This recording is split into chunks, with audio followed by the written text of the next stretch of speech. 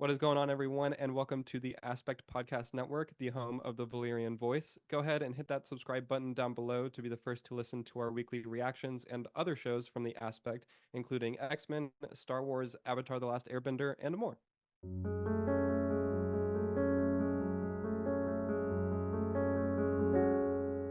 What is going on, everyone, and welcome to the Valyrian Voice here on the Aspect Network. I'm one of your hosts, Alex Batts, and joining me every week to discuss the latest and greatest in the world of Westeros is Hamed Alazzamy. Hamed, how are you doing?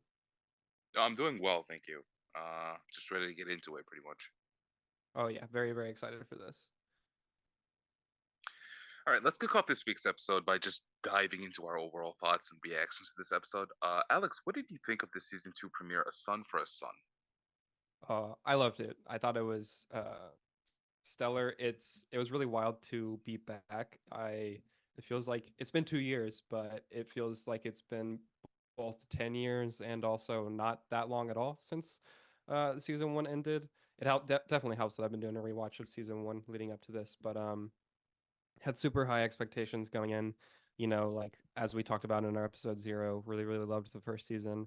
And so was super excited to get back into this. And the first season was very much like a prologue of sorts to the whole Dance of the Dragons and everything, the real like meat of this story. And so I was excited to get into this. And this episode was I liked how almost like calm isn't really the right word for this episode because it's not exactly that, but there's a lot of I should also go ahead and say now at the top, spoiler warning for the episode. If you have not watched the episode, definitely don't listen to this because we'll be talking about it at length. So yeah, just before we get into more stuff. um but yeah, I loved it. There's a huge sense of mourning and like anticipation of dread going on through the whole episode. It's a lot. It's very moody. I also think that I mean, it's not that the first season didn't have a big budget because it very much did, but I felt like you could really feel and see like the budget increase immediately in this show. And it also was cool getting more distance like traveled in this episode than I felt like we did in the first season. Like the first season, as we kind of talked about, was very like King's Landing and Red Keep focused, which was awesome to see like so much in that area. But with this episode, it immediately opens not there, and you get a larger scale of like the world and Westeros as a whole. And I thought that was really cool to see that kind of return because that was one of the biggest things in Game of Thrones was that it was always jumping between these different geographic locations and really like bouncing the stories around there. And so like we get a taste of that in this episode, and I thought that was really cool and great to see. But yeah, what did you think about this episode? What were your kind of like initial thoughts? I thought it was good. I thought it was really, really good. I agree with a lot of your points. The just the overall vibe of the episode was like more. It was grief. It was dread, like you mentioned. It was pretty much setting up for what was, what we're gonna experience this upcoming season. So many things touched upon from last season, so many parallels. I really, really enjoyed, like you said, the different geographical locations. That was really good. It really felt like a Game of Thrones episode, if that makes sense. Like I love House of the Dragon itself, but this Hmm. new direction from jumping from place to place, like pretty much having its own universe. Um, show up in the episode, it really felt like, it was more of a Game of Thrones kind of thing. And I really, really enjoyed it. There was so much that I want to get into. Hmm. And I just thought it was good. It was slow paced in a way, but at the same time, the Yeah. events themselves were significant. Yeah. I just so many things that we're gonna get into, but essentially speaking, no, this was like a really good way to start the show. A I really, really think good I'd seen some of the like early reactions from people who had like screeners and stuff saying way. that this really felt like the show hitting the stride that Game of Thrones achieved like in its like first season, but especially like second and third season type beat, and like getting that like sense of scope and scale and like drama and stuff. And not that the first season didn't have those things, but it's like a very it this really did feel like classic like Game of Thrones, taking you to a different world and like putting you in there and having that like, yeah, I don't know, it's just it's a really unique feeling, and then they really nailed it here. It also too, while I was watching, I was trying to um figure it out, and I'm because Game of Thrones is shot not in widescreen, like the show proper is a full screen show, but House of the Dragon for the first season was notably it was widescreen, and for this one, I think that this was also shot widescreen, but I don't know.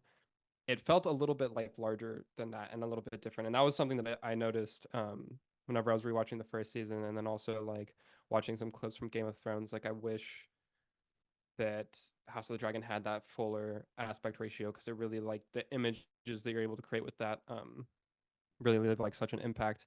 And I think that this one is still widescreen, but it managed to capture that feeling of being like the larger scale and the larger frame. I don't know though. I'll have to look into it later. But yeah, it's just it's fantastic stuff, and it really like sets the stage for everything that's about to just go straight to hell. It does a really good job of picking up all of the character beats and like reintroducing you to everyone and where they're at like emotionally and with their characters, and like it does a really good job of that without being like over like heavy-handed in the way that the exposition is like, oh hey, by the way, audience, if you forgot this thing, like this is, whatever thing. It does it in a really like natural way, which I think the first season was really strong with doing that as well, especially with all of the time jumps that they were working with.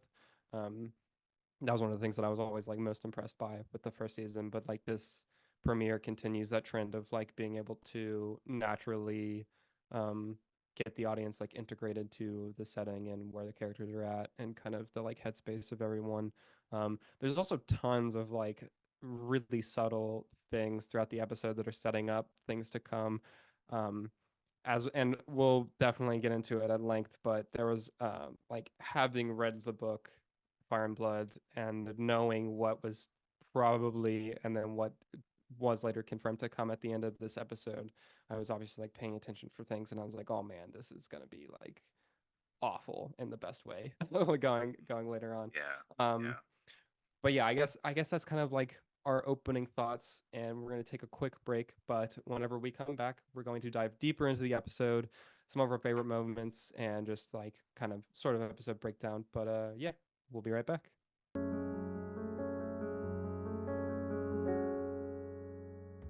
Hey, Aspect listener, my name is Alex.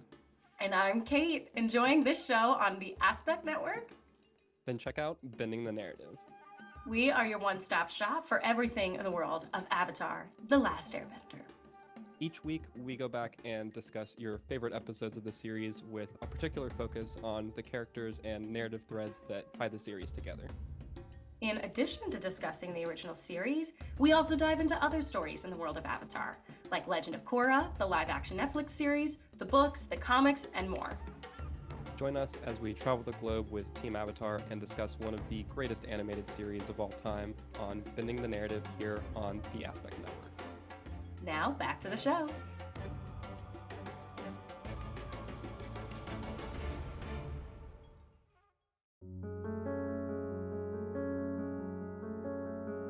Welcome back to the Valyrian Voice. Before the break, we discussed our overall thoughts on Season 2, Episode 1, but now we want to dive deeper into some of the best moments of the episode.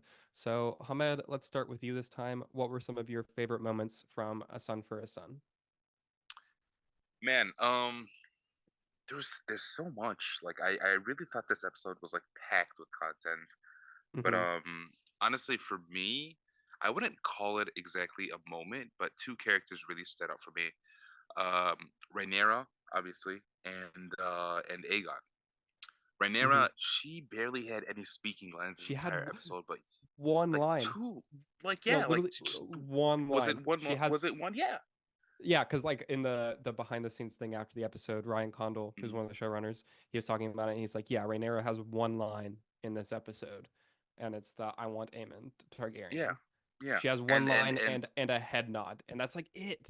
But she crushes it. you could feel her like all over the episode. You could feel her when she sees Eric's remains like on the beach, the way that she Hmm. mourns, the way that she grieved, all those things. Even the one line that she spoke, you could feel like the emotion into it. And I just thought her like the acting was just fantastic. You could really feel like her presence, her shadow over this entire Hmm. episode, like over through the course of the actions of everyone, and it was just insane just to see this episode, and see that this show's back. Like you said before, yeah, it's felt like it's been 10 years, but at the same time, it also feels like it hasn't been that long. But Hmm. it just coming back to it, it just felt so fantastic. I really liked, like you said before, like how we're pretty much they're easing us back into the fold, but they're also introducing new things. Like we saw this episode, when Aegon was meeting with the, pretty much his subjects. You can see that Oh this yeah, guy's like genuinely trying to help out. And yes, yeah. Otto Hightower, the hand of the king, he pretty Hmm. much essentially canceled all his rulings and all that stuff. Dude, that was such a good scene. Honestly, it was so funny I seeing. did not see that. I didn't see that coming. Like I I was like, didn't. okay, like this guy's not what he was pretty much painted to be during season one. Pretty much just like a placeholder king. Yeah. This guy he has a personality. This guy is not like an evil bastard. Like he's not an asshole. He's just like he's just a kid. Like not, but also at the same time like he's ahead of his years. Hmm. It was just I really really enjoyed that. And Yeah. then I also enjoyed because I genuinely hate the character. I just love that we're starting to see Kristen Cole's like his actual true colors. Bro, I Like, hate oh my that. I god. hate that guy so much. Oh Easily my straight up god. straight up the worst character in the entire all of the Dance of the Dragons. I hate this dude. He Oh my sucks god. so hard. He pissed me off so much this episode. Like Oh going back man. to season 1 where he was pretty much like essentially like slut shaming Oh dude, Rhaenyra he's the the worst. entire Yeah. season for Oh him bro. to genuinely do this exact same The thing same shit. the The same first thing. episode of the season. I'm just like, oh my god, like how much worse can you get as a person? Yeah, he's terrible. I cannot stand that dude. He Oh my god. just trash. Just no positives for Kristen Cole. I mean, great character, like as far as like being a like, but I absolutely hate him. Yeah, the Aegon point. And this is something that I think the show has done and continues to do exceptionally well, which is make the characters that are in the book much more three-dimensional and well-rounded than they are in the book because of the format of the book, it being like a history as opposed to a normal like novel. Like we never get like inner narration, or like if we do get direct quotes from the characters, they're normally like second or third hand accounts, or like maybe they said this. Like on occasion there will be specific lines that we like quote unquote know were said because there will be someone like of reputable credibility that was there. But like Hmm. by and large, like all of the scenes in the show, basically like we don't get in the book in the same way. And so the show continuously like adds dimension to these characters. And like the last thing that I expected was to like care about Aegon at all, or think that he was interesting beyond just being the worst.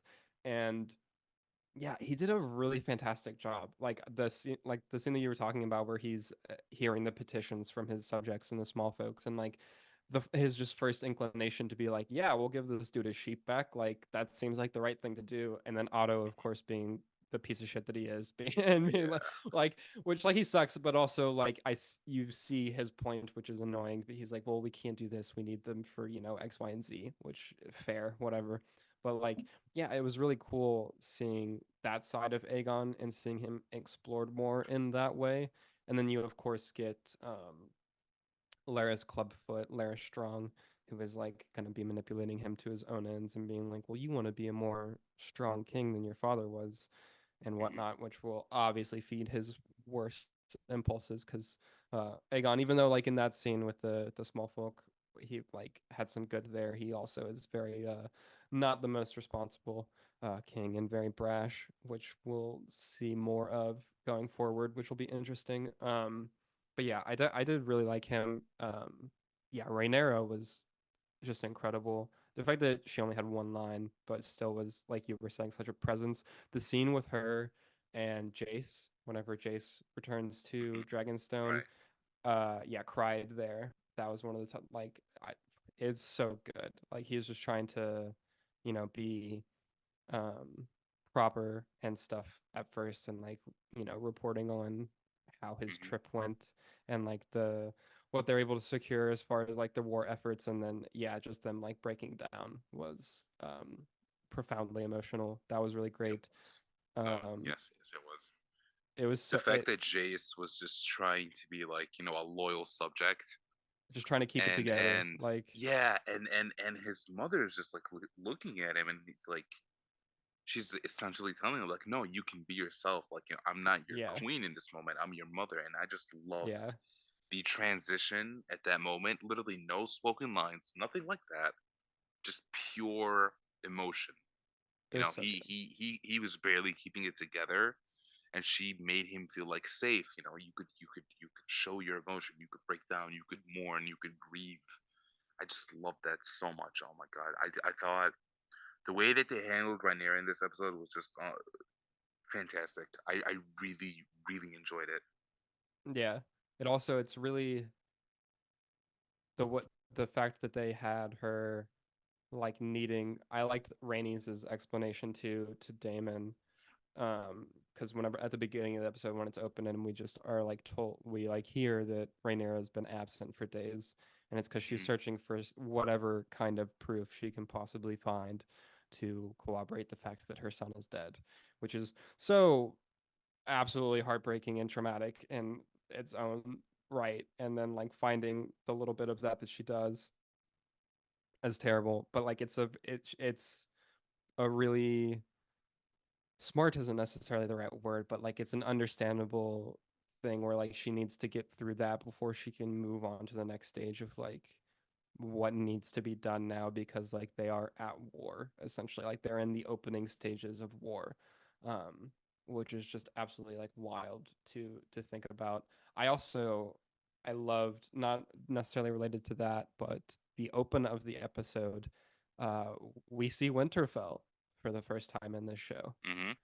which was amazing. Also, I don't know if you clocked it, but the tune, the track that we get there is, I believe, it's the same, some of the same musical cues from Stay a Thousand Years.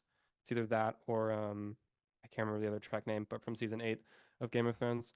Um, I like immediately like picked up on the tempo there and like the music there, but it's like so good. The like longing and like great. Loved seeing Winterfell again. We got to see Winterfell. We got to see the Wall, which was super cool, and like it more substantially manned, which was interesting to see. I like seeing how they differentiate, like albeit slightly, the way that the locations look in this show as compared to Game of Thrones, since this is, like 170-ish years prior. Um, I think it's really cool how they do that. We get to see Ice, the sword, Ned Stark's sword, Hmm. because it's being wielded by Kragan, which is always like cool to see. But yeah, like seeing the wall again was awesome, albeit brief. Um, yeah, it's really good. I think that the way that we spend time with all of these characters and seeing them more like slide into their roles more and more is really interesting and extremely well done. I also like I hate Otto so much. He's so damn good in this show. Not So good in the like manipulative. in the moral sense, but just like damn, like he reminds me of Tywin like so much. Like Oh that's the yeah. role that's the role that he plays in this show, and like he's so good at it. And like he's the worst, but like he's so entertaining to watch, and like just absolutely nails that. I don't even know how to describe it, but like he nails that character so well. And him and Alicent's back and forth, I think is super interesting too. It was really good and strong in season one, but I like how Alicent is much more hardened to an extent and like aware of the Game of Thrones of it all, like that it is a Game of Thrones. They like kind of like Right. abstractly talk about it, like in Game of Thrones proper, but like that they're engaging in that and like understanding the situation for what it is and those types of things. And so I think that makes their relationship super interesting. Like the scene between them two, I thought in the Hands quarters was really really cool. Um, and like their back and forth and kind of him like whenever she's like, "You can't undermine me," and he's like, "Oh, I hadn't like thought of it in that way," and like seeing the respect there and the way that back and forth between them has evolved since season one and to now, I think is really interesting. Also, speaking about Alicent, and then also you had brought up Cole earlier. I don't know how much of the chatter you have seen or like how many of the like fan theories you've seen, um, but so like Alicent has another child besides Aegon and Helena, who's Darren Targaryen, and he was Yeah. Yeah. not. He was He notable. not in the show Not, yet, right? yeah, he was not in season one, and like the depending on how they do the time on this, because like we haven't seen him or heard mention of him at all, which is super interesting. Um, but um, the like reason that this can be explained is because at the time he is sent to Old Town to study as a maester. And so like he didn't really need to be around for season one. He's not super important until we start getting more into the dance and things like that. But there's been a lot of speculation, and also because I don't remember what image it was, it wasn't the image. It was actually it's literally in the season one opening credit Mm-hmm. things, which also I loved the new credit sequence. We didn't even talk about that. That was super cool. Love that. Love that so Very much. good. I don't know how you feel about this. I'm disappointed that we didn't get. I was disappointed with it with season one, and I knew obviously it wasn't going to change for this one. But the fact that it's still just the Game of Thrones intro music kind of bothers me a little bit.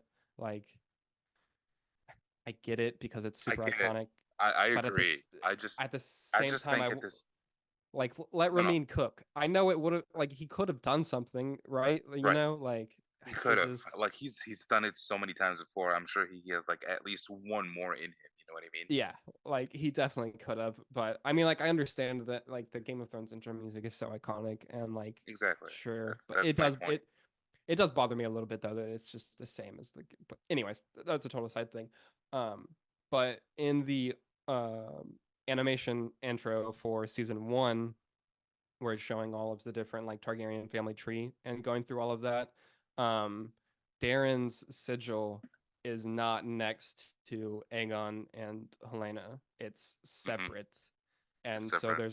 there's a lot of speculation that he is Yeah. Alicent Yeah. and Kristen Cole's son. And so there's been a lot of fuel now added to that fire because of all of their stuff in this episode, which has been completely confirmed that, they're intimately involved. Um, Oh yeah. so there's that. I think that's super interesting. Just a another wild avenue that they're going to be going down. No, Um, what I was gonna say was no, I read that theory, and I mhm. definitely think there's more. Like you said, there's more fuel to the fire added because of that now, especially because of the sigil thing. That I did not actually notice, but thank you for I need to see. Yeah, I putting saw me like onto someone that. pointed that out on Twitter, and I was like, oh, okay. I need to see this kid's hair. I feel like his hair is gonna be like, if It's it's gonna not, be a dead, yeah. It's gonna be a giveaway. Like if it's like if like we're talking, if he's not blonde, then like essentially that sounds like a confirmation to me. Essentially, yeah, right.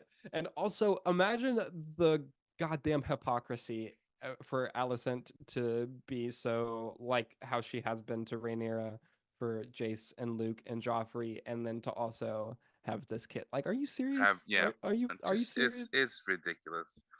But I it also really feeds into one of the themes of the show. Like no one really sees what they're doing unless it's pointed out. Like we see Alicent the entire season one, bringing up Rhaenyra's children and their hair color and all their who their father is and all mhm. the implications and stuff like that. But at the same time, her relationship with Kristen Cole, it just happened in a way that you just don't really expect it to happen because comparing to season one, like I said before, they're essentially like slut shaming her the entire season.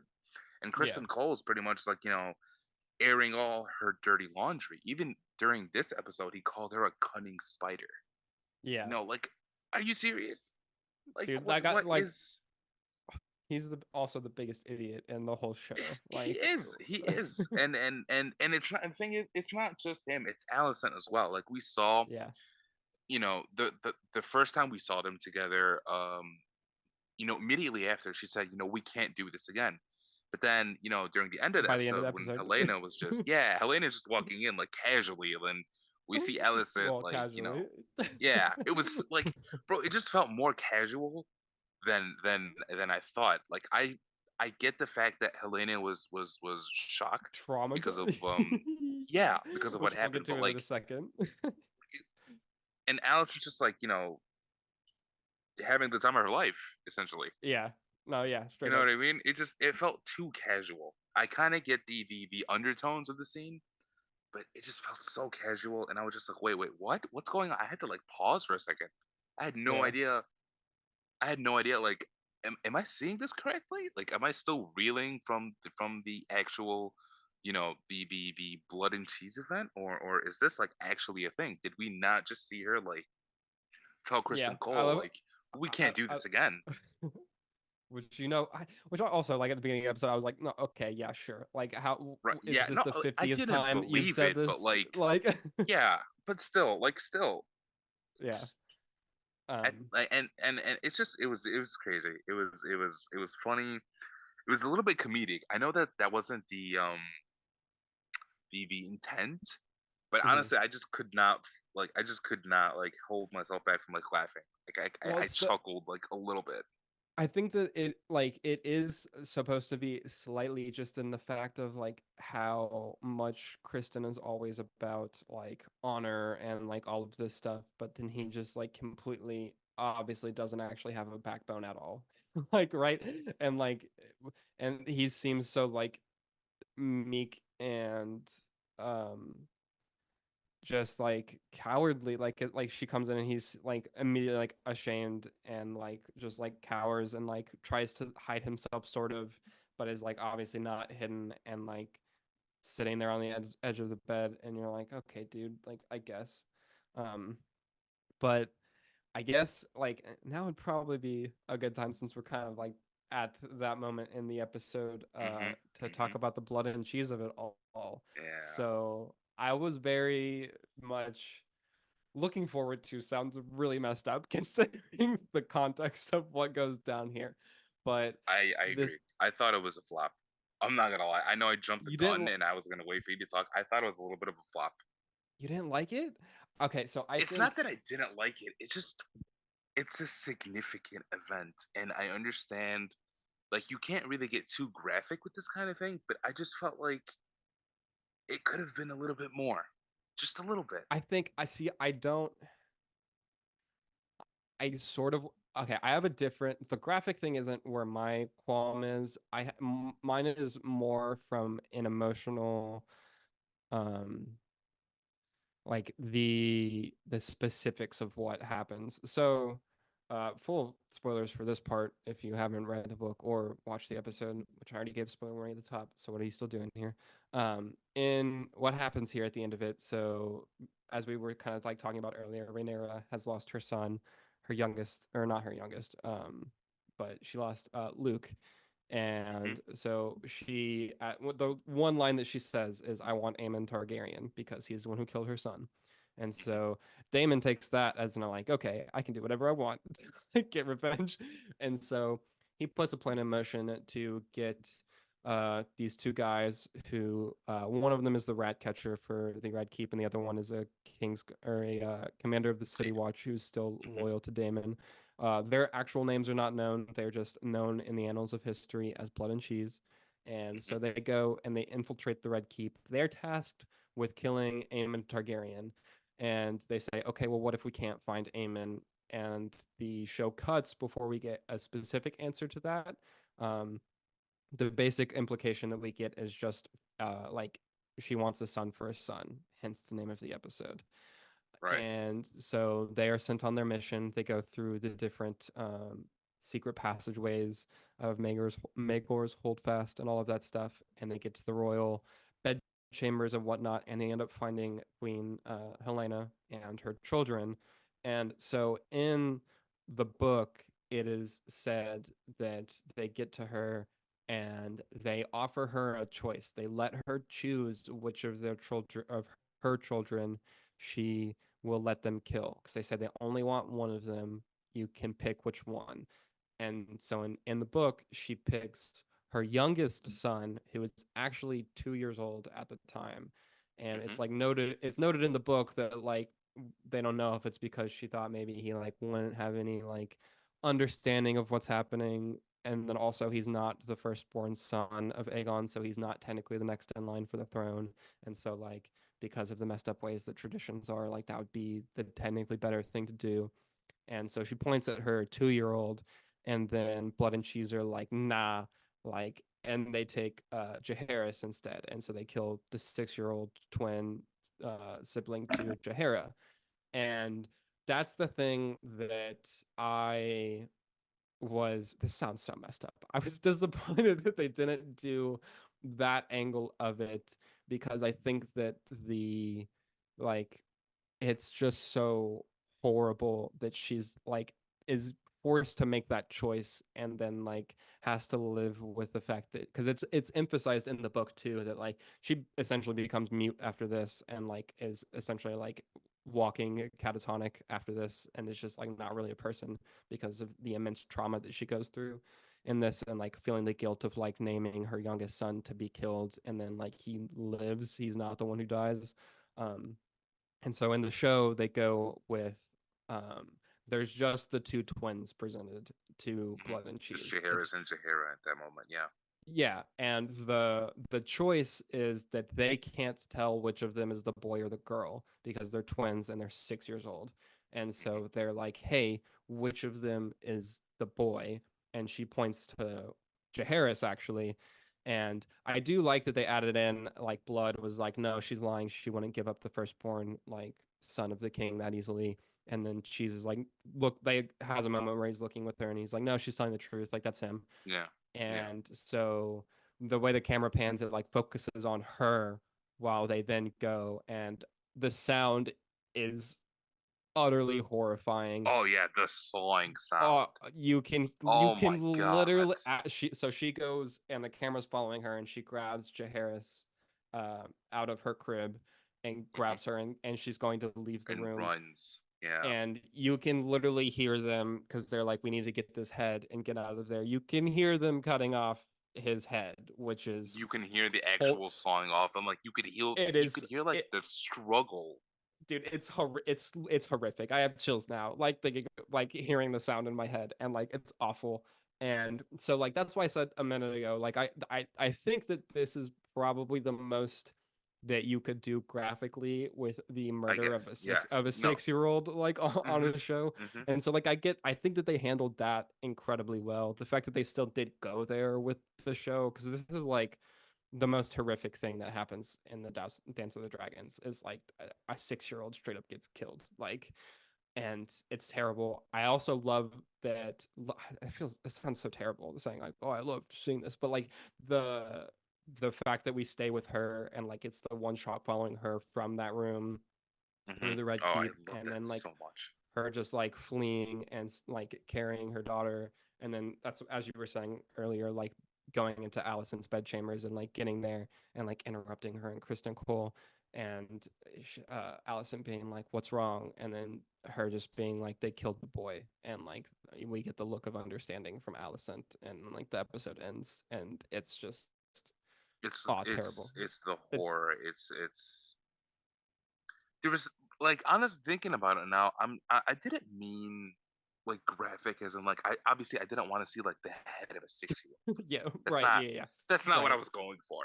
yeah. But like I don't know, thinking about it now, I felt like it's when it comes to Game of Thrones, essentially, the emotional undertones of like significant events, like like the red wedding that we talked about, like during episode 0, we saw that Mhm. it was graphic. We saw that it was horrible, not only because of the emotional significance of it, but the actual scene that we saw. But Yeah. also, I feel like this. I'm not saying it was bad at all. I liked it. I'm not saying that I disliked it or anything like that. No, I actually liked the scene, seeing Helena pretty much being forced to choose, seeing like the horror on her face, realizing the choice that she essentially has to make, and then seeing Mhm. the one shot that you were talking about from her pretty much running with Jahara all the way to Allison's bedchambers. I thought that was fantastic. That was just like from a production standpoint, from a directing standpoint, I love that so much. I really Yeah. did. We could have just seen her run out the room and then it would have cut to Allison's bedchambers. But no, we didn't see that. We saw the entire process, the entire like we see the trauma hitting her like in real time. Yeah. The It's the shock, the denial at first, and then the shock, and then the pleading, her telling them, I have a necklace, it's of great value. And then yeah. seeing I love them, he takes the her necklace and is like, "This is not a son." yeah, that was So just just yeah, that was the that was worst. ridiculous. And um. then yeah, like she was pleading, telling them, I have a necklace, and then she realizes the choice that she has to make, and she makes it. And then Mhm. she runs over to Allison's bedchambers, and we see her the entire time. We see the grief, we see the shock set into her face, and then her telling Allison, that the boy's been killed. I just thought that honestly that it was one of from a directing standpoint, it was just one of my favorite scenes. I really really enjoyed it. I also I love how the growing I really am curious how this scene plays for someone who doesn't know what's coming because like they've been tasked with going to find Amond and kill Amond. You get them like it's like a 10-minute total like sequence of them from when they start like entering the Red Keep to like Hmm. creeping around the halls. I also love well one before I get into like their journey through the Red Keep. I like how much the rat catcher is seated throughout the episode. Like you see him two times before Damon goes to talk to him. Like you see him um like catching the rats at one point, and then also during the scene where Aegon is hearing the petitions, he walks past the doorway that like it leads to the throne room. Like you see him for a second, like walking with his dog, like in the background there, and like I like clocked him, and I was like, oh, like he'll like I know who that guy is, um, and I love that the like that's just like in there, and it that then leads to the fact that later on, whenever they are going to creep through the Red Keep, like they're able to just straight up walk past Aegon, who's drunk on his throne and talking to his posse essentially, and like they're able to walk by him on the way to murder his firstborn son, like, and no one questions them at all because it's like, oh, well, that's the rat catcher, like going through, like trying to get the rats, right? And it's just like to think about it in full context is insane. Like it just adds so much, I think. And yeah, it's I'm really curious though, like how the dread or like how the anticipation like builds if for someone who isn't like aware of what's coming at the end of this, because like obviously like the whole time I was watching it I was like, well, I know how this ends, like I know what's happening to Jaehaerys here, like um but yeah, I think that they did it overall really well. It's like as we are saying when at the top starting to talk about this, it's one of the most like iconic and pivotal parts of the entire like Dance of the Dragons and the lore like as a whole. Um, and we said in episode 0 that we were pretty certain this was where the first episode was going to be ending, and it definitely did. And it sets the stage for all of the further retaliation and then retaliation from the retaliation and so on and so forth that will be the Dance of the Dragons. So nothing but tragedy from here on out. The tragedy has Oh not yeah, stopped. it is not going to be pretty the rest of the season at all. No. When we come back, we're going to discuss what's next after this insane premiere. We'll be right back. Hi, I'm Alex. Enjoying the show on the Aspect Network? Then you should check out my show, Philosophy of X. Each week, I pair an X-Men character, story, or concept with a relevant philosophical topic and explore how the two relate to one another. Join me on my journey to examine the world of X-Men through philosophy. And now, back to the show.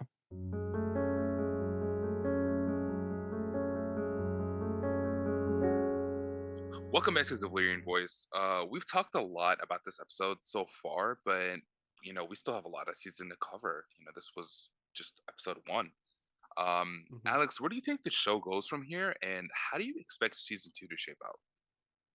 Yeah, so I think the season from here, it hurts so much. We have a lot of dragons to see fight each other and a lot more fire and blood. I mean, it's the name of the book for a reason, and as I was like alluding to before the break, we get from here on out it's just like one retaliation after the other, and things just escalating. They talked about it like a couple of times throughout the episode where um, they're trying to not send the dragons to war because they're like, as soon as we do that, like, there's no turning back from that.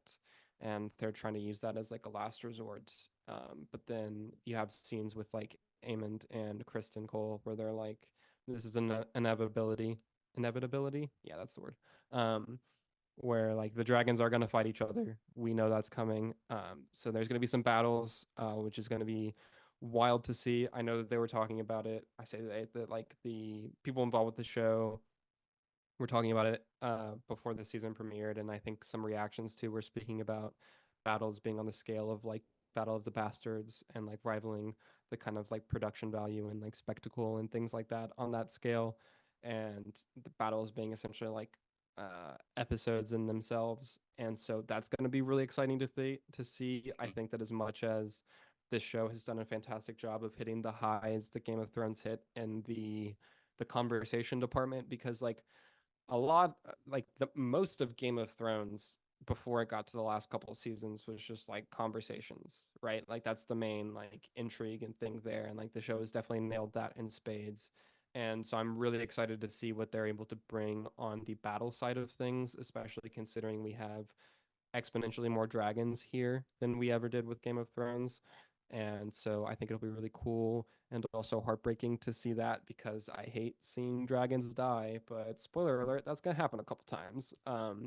So Absolutely. that's gonna that's gonna be rough. That's gonna be real rough to see. I am really curious how, or I guess where exactly this season is going to end as far as like its place in the events without getting too into specifics. They have made very apparent that the battle for the metaphorical and literal battle for Harrenhal is going to be a key thing, and they're also very much setting up the Aemond and Damon feud and them eventually coming to a clash. And so um, I'm really curious to see where exactly the season ends up as far as like the end of it. I also think that if I'm not mistaken, that this season is going to be 8 episodes instead of the 10. I think I read that somewhere. I might be wrong on that though. Not sure. Um, but so I'm really curious to see where in the dance the season leaves off by the end of it. Um, but yeah, I'm excited to see more of the geography hopping, to see more of Westeros as a whole. We know, I mean, like the little sizzle reel teaser trailer thingy at the end of the episode that was like coming this season on House of the Dragon was ridiculous. There's so many things that are going to be happening. It's going to be bonkers. I'm very excited to see it all, even though it's all nothing but tragedy that's going to make me so sad and angry. And but in the best way. It's drama to the highest degree, Mhm. and so I think it's going to be real good stuff. But yeah, what are you thinking, or what do you expect from the rest of the season? Um, Honestly, the one of the best things about like our dynamic is that we agree on a lot. Honestly, I was gonna bring up a lot of points that you said, Uh-huh.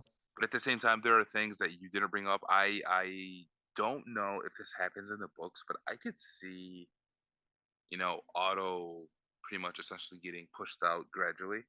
I feel Hmm. like maybe um Aegon's gonna get tired of his manipulation and essentially get pushed out. And we kind of see the seeds for that being planted, Yeah, during this episode when he was being told, Otto was your father's hand. Hand of the King. Yeah, It doesn't essentially mean that he has to be your hand of the king. You could handpick your own hand of the king as king, obviously. But I could see that, and like you said, I don't know where exactly this season's gonna end off events wise. I do know that I think that this show's gonna run for 4 seasons, so I think they're gonna pace it correctly. I hope yeah, that they're gonna pace it correctly. You know what I mean? I want 4 seasons of like consistency. I don't want like 3 seasons of like big hit after big hit, and then season 4 just essentially being a drag. Tying up all the loose ends, just like 8 to 10 episodes of tying up loose ends. I don't want that. I want consistency, but I also feel like the show's in good hands. I feel like they're doing really well so far, and like you said in the beginning of the episode, I feel like they're really starting to hit their stride, and they're really going to show us what they're capable of doing. Season 1 was essentially like an audition to the general public, and they passed that with flying colors. Season 2 was like, okay, like I have the reins now. I'm going to show you my capabilities.